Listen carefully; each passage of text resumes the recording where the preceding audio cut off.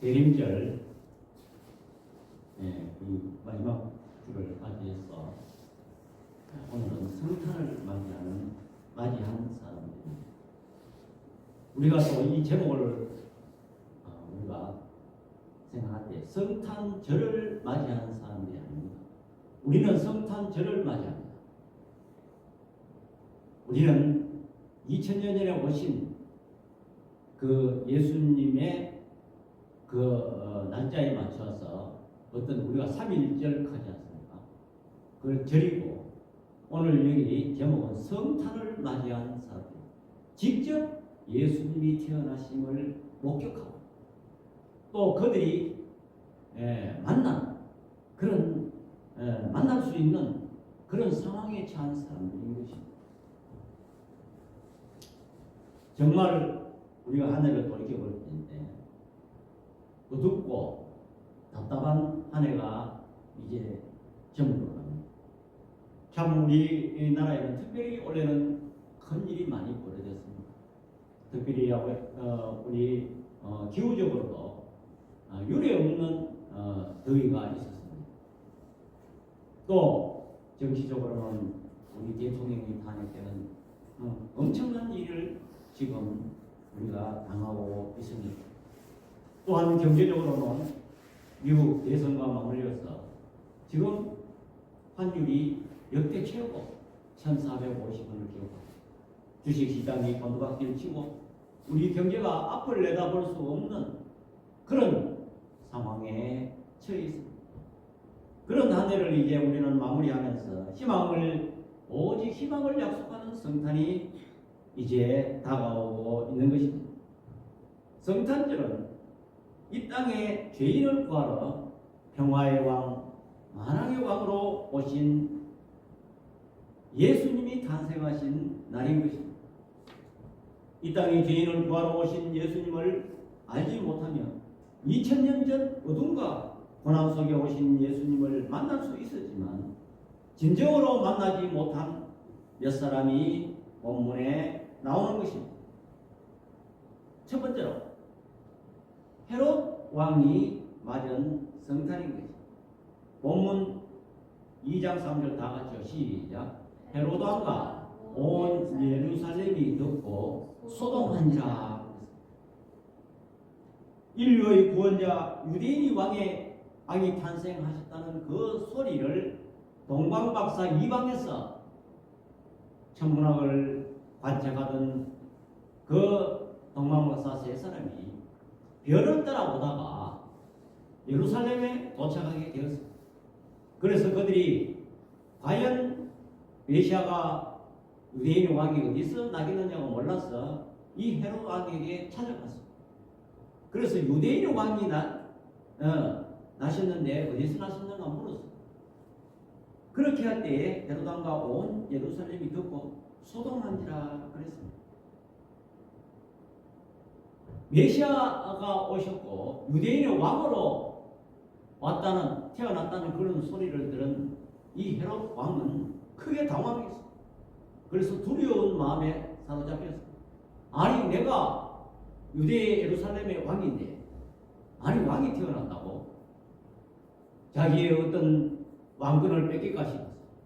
당시 헤롯 왕은 그때 당시에 이 팔레스타인 지역은 로마의 속국이기 때문에 그 로마 황제의 명령에 의해서 군봉한 다시 말해서 파견된 왕입니다.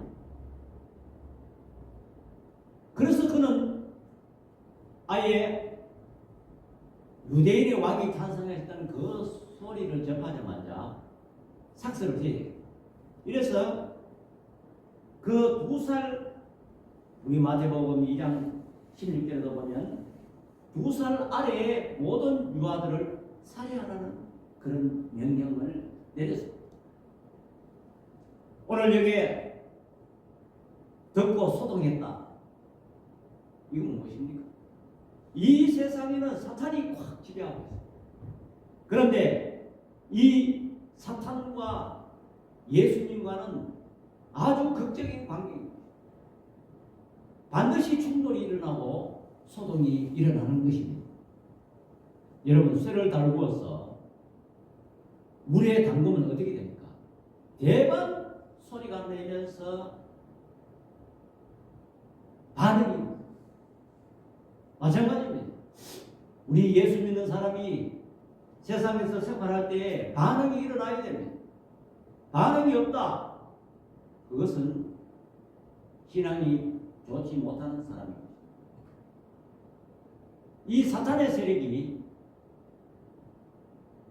예수님이 오셨다는 소식을 듣고 가만히 있을까요? 절대 그렇지 않습니다. 반드시 그들은 예수님과 대적하는 그런 삼각관계인 것입니다. 우리 창세기 3장 15절을 보면 여자의 후손이 뱀의 머리를 상하게 할 것이요 뱀은 여자의 후손의 발꿈치를 상하게 할 것이다. 이미 함의 창조 때부터 예수 그리스도께서 탄생하셔서 사탄의 세력과 대결할 것이라는 것을 예언하고 있는 것입니다. 우리 인간은 원래 에덴 동산에서 아담과 하와를 창조해서 하나님의 보호 아래 아주 평화롭게 사는 존재였습니다. 그러나 범죄에 타락한 이후 그 하나님께로부터 쫓겨나고 우리는 사탄의 지배 속에 살아갈 수밖에 없는 존재가 되었습니다. 그렇기 때문에 그것을 회복하기 위해서는 예수 그리스도 하나님이 직접 육신의 몸을 입고 오셨으니 사탄이 가만히 있을 리가 없습니다. 우리는 이걸 생각해야 돼요. 그래서 헤롯 왕이 맞은 성탄은 이처럼 평화의 왕으로 오신 예수님을 자기는 어떤 대결을 상대로 사탄의 옷을 입고 그는 살인을 하는 성탄절이 되고 말았다.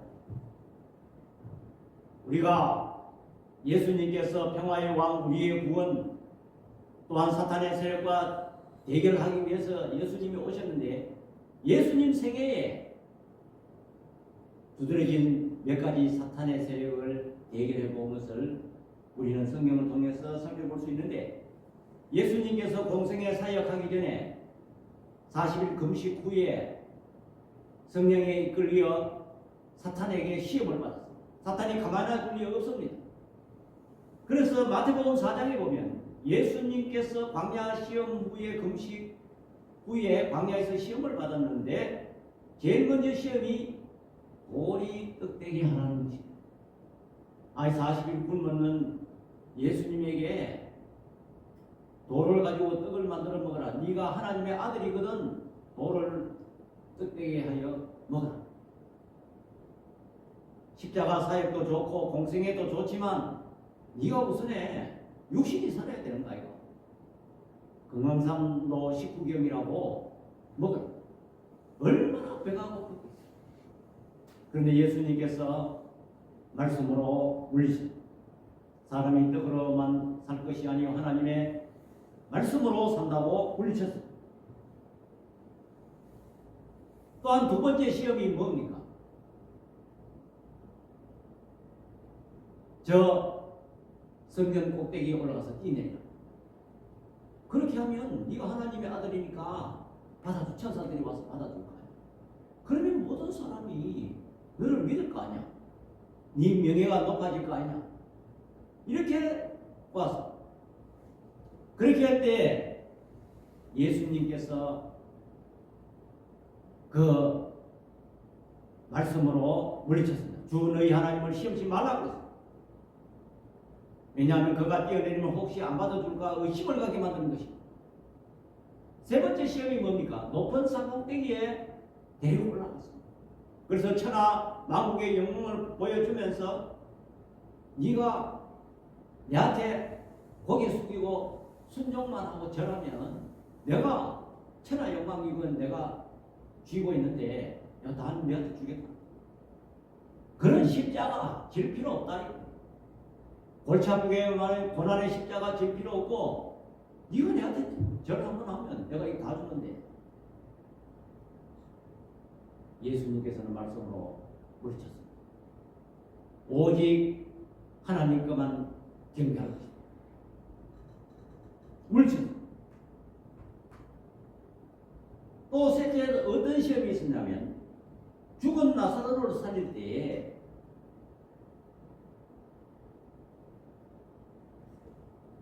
대제사장들과 바리새인들이 예수를 죽이려고 모였어.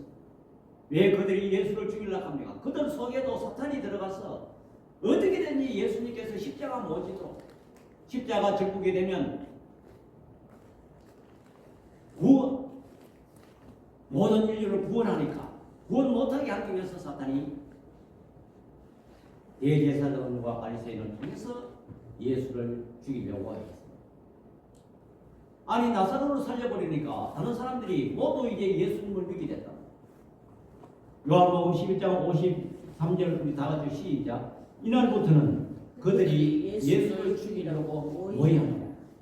또 11장 57절 다 같이요. 이는 대제사장들과 바리새인들이 누구든지 예수 있는 곳을 알거든 신고하여 잡게 하라 명령하였습니다.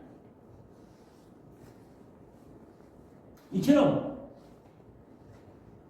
예수님의 생애를 살펴보면 거의 다 반대 세력이 있었고 예수를 죽이려고 하는 그런 세력들이 둘러싸 있습니다. 네 번째로 예수님께서는 가룟유다를 통해서 십자가에 달리시게 되는데 요한복음 13장 26절과 27절 다 같이 시작. 예수께서 대답하시되 내가 떡 한 조각을 적셔다 주는 자가 그냐 하시고 곧 한 조각을 적셔서 가롯 시몬의 아들 유다에게 주시니 조각을 받은 후 곧 사탄이 그 속에 들어가니라. 이에 예수께서 유다에게 이르시되 내가 하는 일을 속히 하라 하시니. 아니 사탄이 이 가롯 유다에게 들어갔다는, 그렇게 해서 예수님을 십자가에 못 박게 하는 그러한 단초가 되었다는 것입니다. 요한복음 6장은 대단히 중요한 장입니다. 예수님께서 오병이어를 베푸시고 5,000명을 먹이신 그 사건은 우리가 단순히 생각할 때 예수님께서 배고픈 사람들에게 기적을 베풀어서 육신의 배를 불렸다 뭐 이렇게 우리가 생각할 수 있지만 그 오병이어 자체는 엄청난 뜻이 숨어 있습니다. 왜냐하면 예수님께서는 육신의 떡도 만들어서 살리시지만 예수님은 생명의 뜻, 영의 양식이라는 것입니다.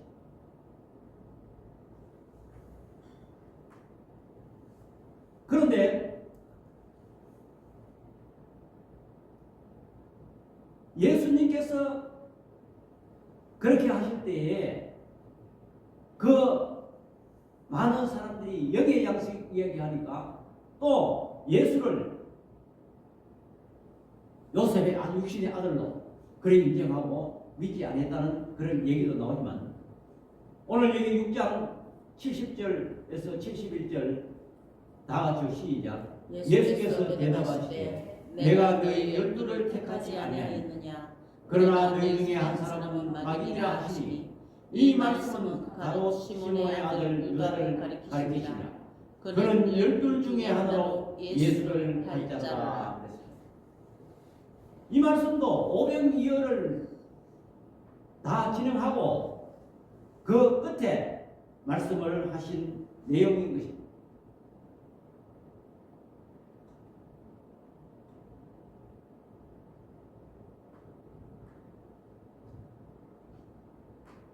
또 마태복음 27장 1절 다 같이 시작. 새벽에 모든 대제사장들과 백성의 장로들이 예수를 죽이려고 함께 의논하고 그랬습니다. 이처럼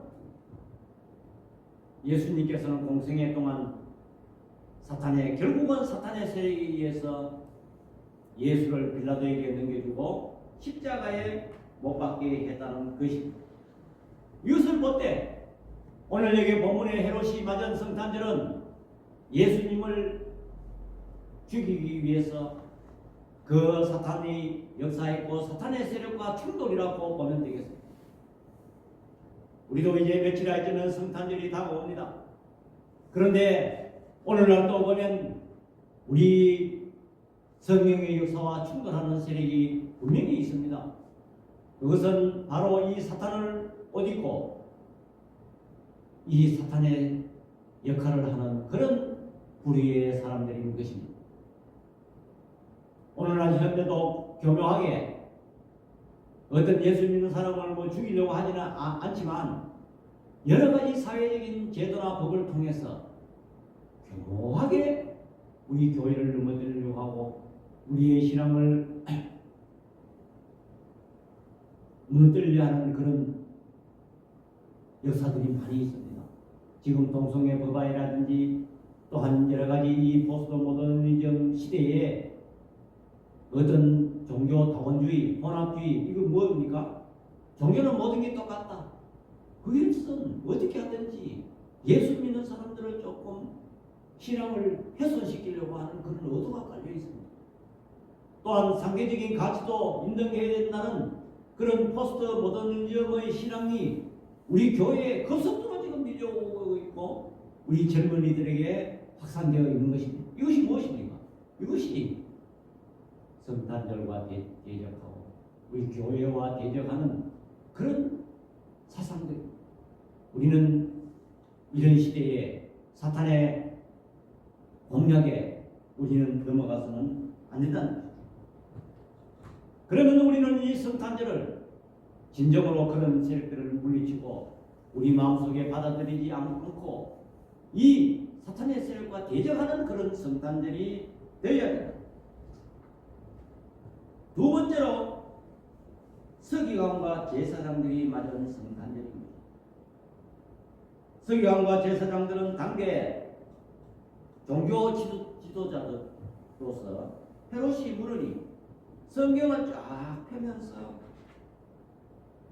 미가서 5장 2절에 유대 땅 베들레헴에 탄생한다는 얘기를 이미 연된 말씀을 했습니다. 얼마나 성경을 잘 알면 성경에 있는 그 말씀을 머뭇거리지 않고 바로 얘기할 수 있습니다. 그러나 성경 어디에로 봐도 바리새인과 대제사장들이 예수님의 탄생을 축하했다는 그런 기사는 찾아볼 수가 없는 것입니다. 마태복음과 누가복음을 우리가 살펴보면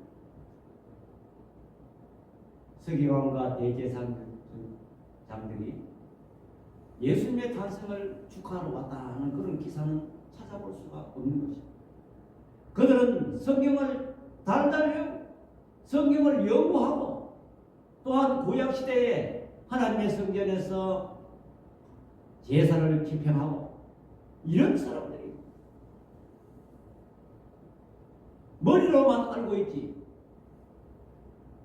예수님의 탄생을 진정으로 그들이 축하하지 못했다는 것. 우리는 선한 사마리아인의 얘기를 우리는 잘 알 수가 있는 것입니다. 누가복음 10장 30절에서 34절에 있는 말씀인데요. 우리 다 같이 한번 읽어보겠습니다. 시작. 예수께서 대답하여 이르시되 어떤 사람이 예루살렘에서 여리고로 내려가다가 강도를 만나매 강도들이 그 옷을 벗기고 때려 그의 죽은 것을 버리고 갔더라. 마침 한 제사장이 그 길로 내려가다가 그를 보고 피하여 지나가고 또 이와 같이 한 레위인도 그곳에 이르러 그를 보고 피하여 지나가되 어떤 사마리아 사람은 여행하는 중 거기에 이르러 그를 보고 불쌍히 여겨 가까이 가서 기름과 포도주를 그 상처에 붓고 사매고 자기 짐승에 태워 중앙으로 데리고 가서 돌보아 주니라. 그렇습니다. 여기에 착한 사마리아인도 제사장과 레위인 어떤 사람들입니까? 역시 하나님의 성전에서 성경을 잘 알고 또한 백성들을 하나님의 말씀을 가르치고 또 하나님의 제사를 집행하는 오늘날 목사와 같은 그런 신분을 가진 사람. 또 레위인도 마찬가지입니다. 역시 하나님의 성전에서 수종을 들고 제사를 집행하고 그런 사람들이 얼마나 하나님의 말씀을 잘 알고 잘 가르칩니다. 그런데 막상 강도 만난 사람에게는 그냥 지나가요. 아이고 참 안 됐네. 아이고 어쩌다가 뭐하러 이렇게 이 길로 갔노? 혼자 갔노? 그러하면서 그냥 지나가요. 이런 사람은 하나님의 말씀을 잘 알고 있고 교회의 어떤 의식이나 그런 것은 잘 합니다. 또한 다른 사람 보기에 경건한 척 그들은 또 제사장 옷을 입고 활보하면서 얼마나 외모는 경건하고 구별된 생활을 합니까? 그러나 실질적으로 그들 마음속에는 사랑이 없고 말씀에 대한 실천이 없다는 것입니다. 오늘 여기 서기관과 대제사장들은 예수님이 탄생한다, 메시아가 탄생한다는 것은 그냥 이론적으로는 잘하고 있어요. 그러나 그들 마음속에는 사모하는 그런 마음이 없었고 예수님을 맞이할 마음의 준비가 되지 않았다는 거죠. 진정으로 예수님을 맞이한 사람은 누굽니까? 이방인 저 동방에서 먼 길에 그들은 메시아가 온다는 것을 늘 항상 사모해요. 그렇기 때문에 그 먼 길을 별을 보고 아기 예수가 태어난 것을 인도받아 왔습니다. 이 별을 보고 왔다는 것은 하나님이 그들에게 계시했다는 것입니다. 하나님은 사모하는 자에게 진정한 성탄절을 계시해 준다는 것을 여러분들 믿으시기 바랍니다. 야고보서 2장 14절과 17절 다 같이 시작. 내 형제들아 만일 사람이 믿음이 있노라하고 행함이 없으면 무슨 유익이 있으리요? 그 믿음이 능히 자기를 구원하겠느냐? 만일 형제나 자매가 헐벗고 일용할 양식이 없는데 너희 중에 누구든지 그에게 이르러 평안히 가라, 덥게 하라, 배부르게 하라 하며 그 몸에 쓸 것을 주지 않으면 무슨 유익이 있으리요? 이와 같이 행함이 없는 믿음은 그 자체가 죽은 것이라고 말했습니다. 우리가 교회 안에서는 얼마나 신앙생활 잘합니까? 헌금하고 찬송 부르고 예배하고 말씀 보고 기도하고, 그렇지만 실질적으로 행동하는 데 있어서는 정반대의 생활을 합니다. 그런 사람은 이미 죽은 믿음이라고. 오늘 성탄을 맞이해서 성탄절이 아니고 직접 예수님이 오신 것을 알고 있고 어디서 태어난다는 것을 알고 있고, 또 동방박사들이 별을 보고 왔고 그 사실을 알려줘도 머리로만 유대 땅 베들레헴에 탄생한다, 아무런 관심이 없다. 오늘 우리는 성탄절을 맞이합니다.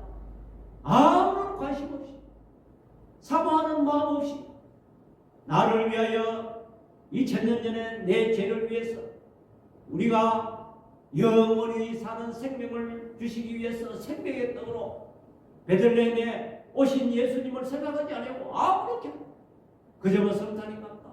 아이고 성탄 헌금 좀 해야 되겠네.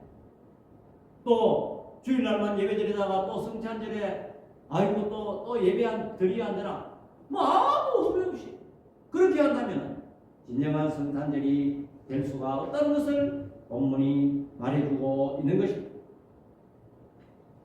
우리는 이처럼 오늘 본문을 볼 때 우리는 성탄절을 어떻게 맞이해야 되는가를 우리는 생각할 필요가 있다는 것. 세 번째로 여관 주인이 맞은 성탄절입니다.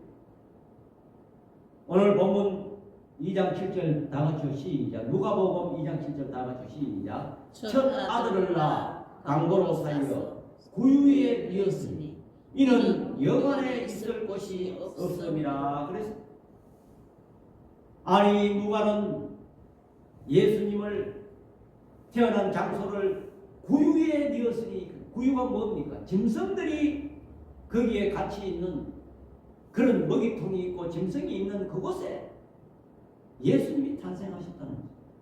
왜? 영 안에 있을 곳이 없습니다.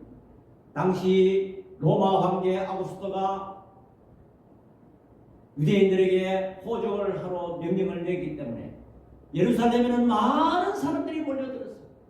이미 하마의 방을 다 잡고 빈방이 없어요.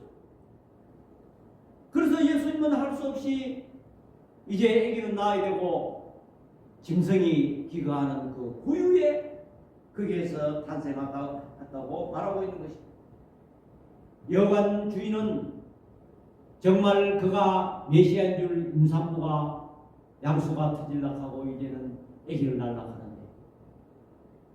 보통 사람 심정 같으면은 메시아가 아니더라도 자기 안방이라도 비워줘. 그렇게 해서 아기를 낳게 했다면은 그런 온 세상 사람들에게 오늘날까지도 칭찬을 받을 것이다. 그 아기 예수가 탄생한 곳은 유명한 성지가 될 것이고 정말 그는 성경에 기록된 그런 인물이었을 그런 기회를 놓치고 그냥 방임했다고 예수님을 물리쳤습니다. 예수님을 메시아로 몰랐기 때문에 그는 맞아들이지 못했다. 오늘날 우리는 성탄절을 맞이하고 진정한 우리의 마음의 방에 예수님을 모셔드리지 아니하고 우리만이 성탄절이니까 그냥 하루 휴일이다. 기쁘다. 교회 와서 예배 잠깐 드리고 오늘 좋은 곳에 가서 놀자. 또 불신자들이 이 크리스마스를 얼마나 상권에 이용하고 크리스마스 캐롤을 틀고 물건을 팔고 또 유흥가에서 북적거리고 또한 범죄 짓고 죄를 짓고 이런 성탄 세상이 변해버렸습니다. 오늘 이 여관주의 주인이 맞은 성탄은 메시아를 몰랐기 때문에 그래 했다는 것입니다. 특별히 요한복음에 보면 예수님께서 오병이어를 베풀고 내가 생명의 떡으로 왔다 이렇게 증거하니까 많은 사람들이 예수님을 배척하지 아니하고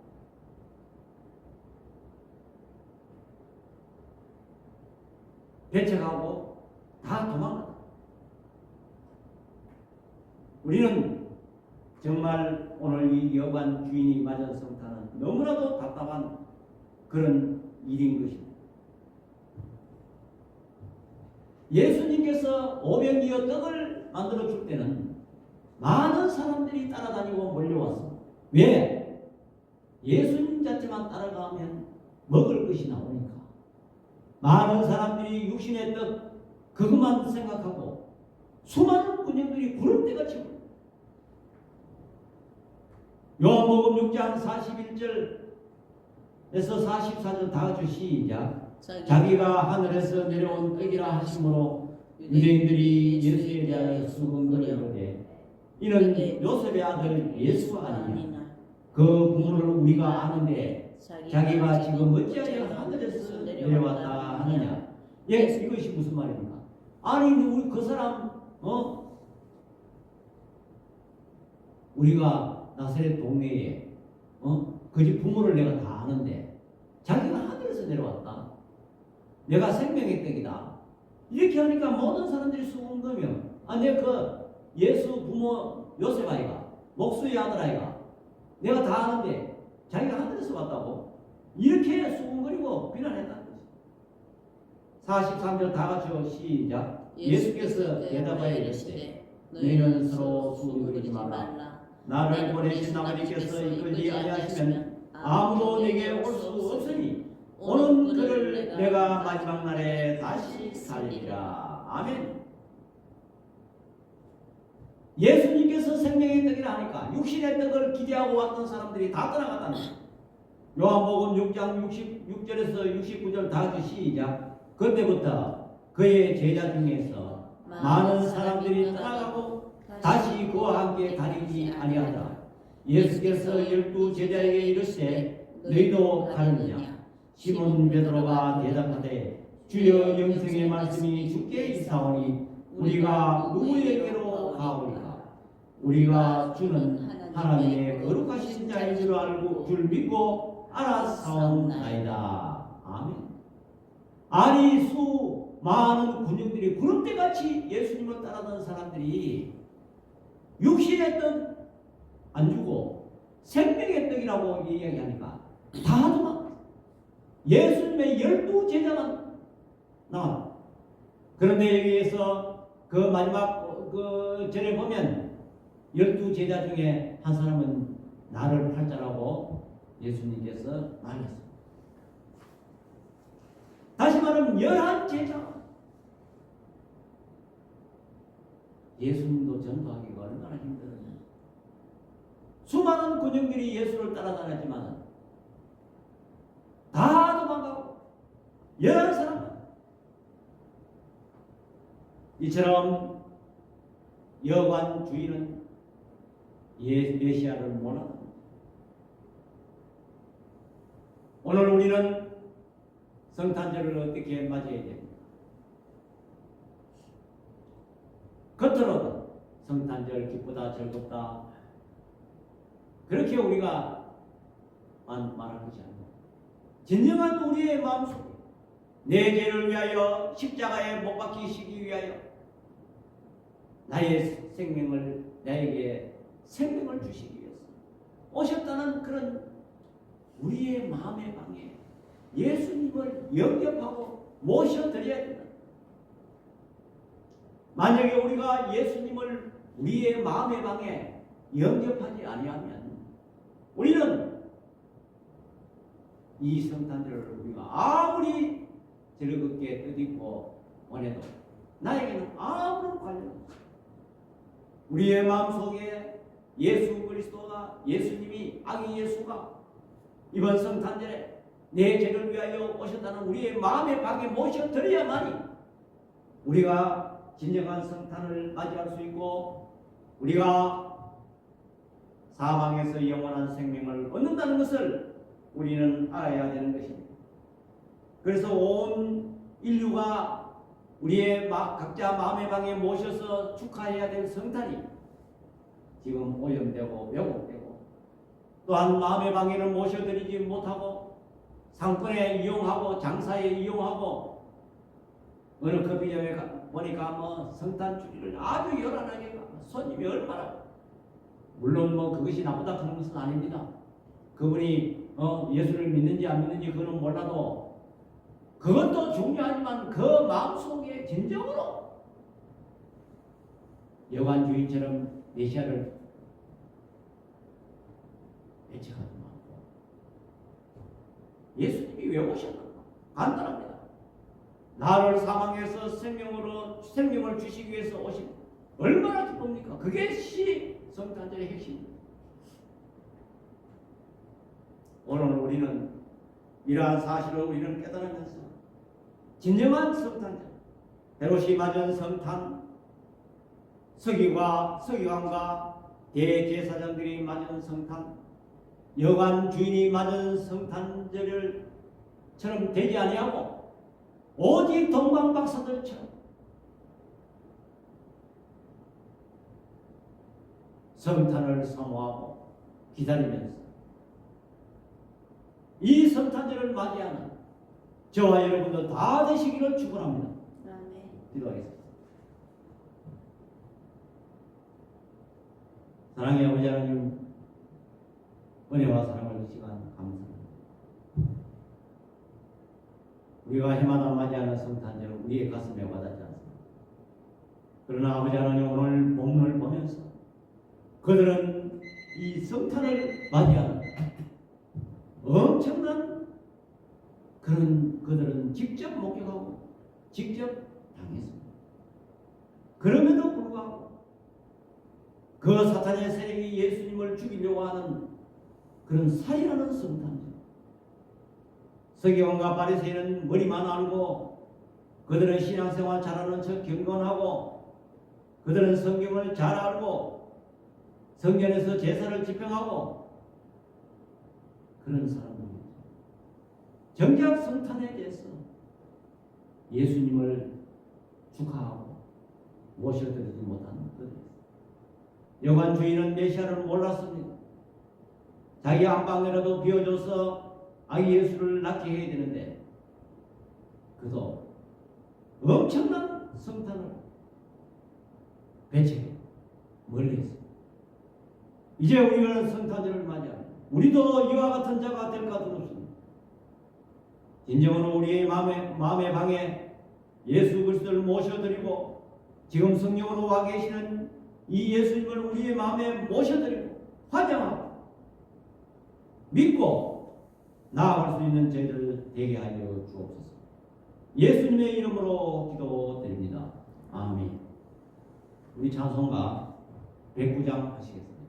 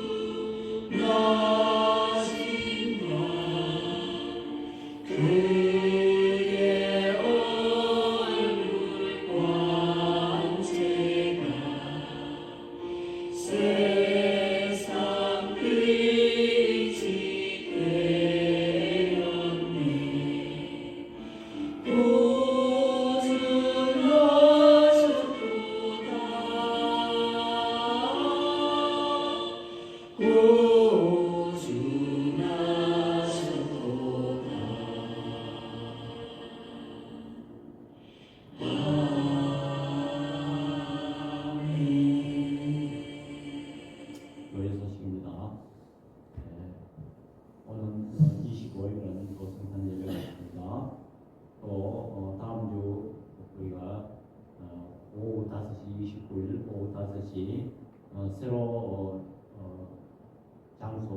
장소에서 우리가 식당 예배경 또 교회 이전 문제 공동회로 모이도록 하겠습니다.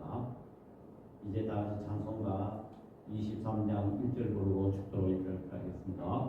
만입이 내게 있으면 거입 다 가지고 내 구주 주신 은총을 늘 찬송하겠네.